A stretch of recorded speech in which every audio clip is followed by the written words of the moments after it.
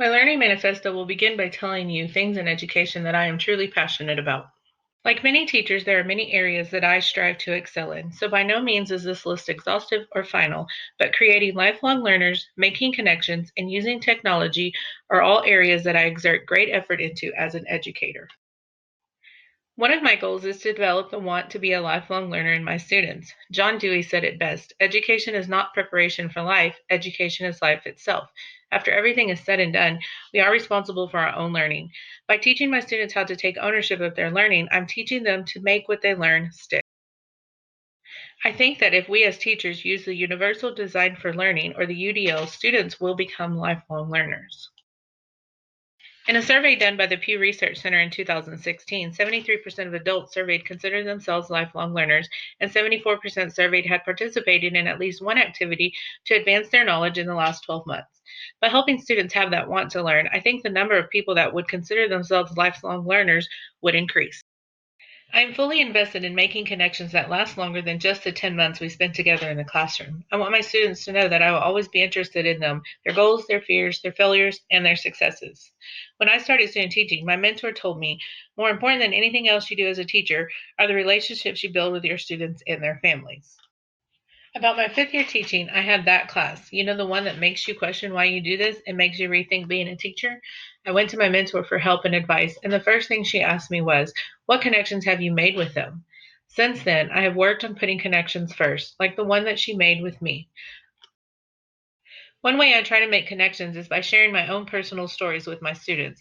As James Sturdivant says in his book, You've Got to Connect, it doesn't have to be long, it doesn't have to be earth-shattering. When you get a lot of feedback or stories of their own, you have struck gold. I've always had an interest in using technology in my classroom, and that is why learning about and using technology is important to me.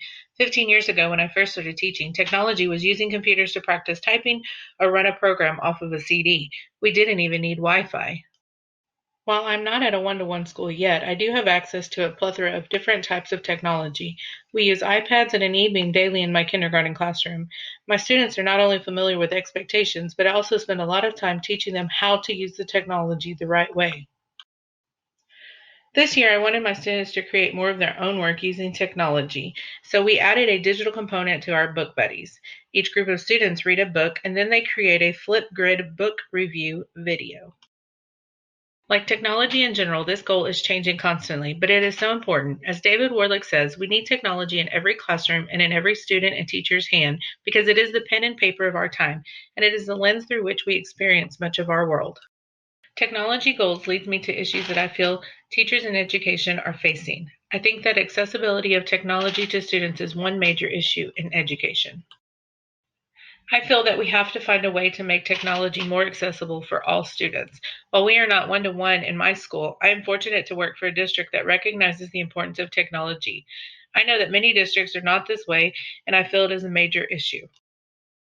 I also feel that proper technology training for teachers is another issue education is facing.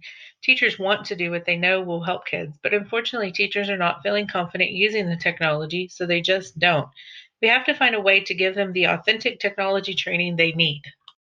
More districts should follow the example set by Janesville District in Wisconsin. They developed a comprehensive technology plan where they have staff members teach technology courses that can be taken for credit or for a stipend. I think this would be a great incentive to get teachers into trainings. There are many issues in education, but there are also many great things happening. The Janesville District is a great example of what is right. I think districts are aware of the importance of technology and are trying to find ways to not only incorporate, but to provide as much as they can. In my opinion, this is a great step in the right direction. I also feel that as teachers, we are doing a great job of understanding and meeting the needs of all students in ways that are best for them. I think that we are seeing more and more teachers use the UDL in classrooms. Technology is the future. Let's embrace it. This is my belief, and I hope to be able to help students and teachers embrace and use technology in authentic and meaningful ways. As Peter Drucker said, the best way to predict the future is to create it. Let's start putting the future in our students' hands today.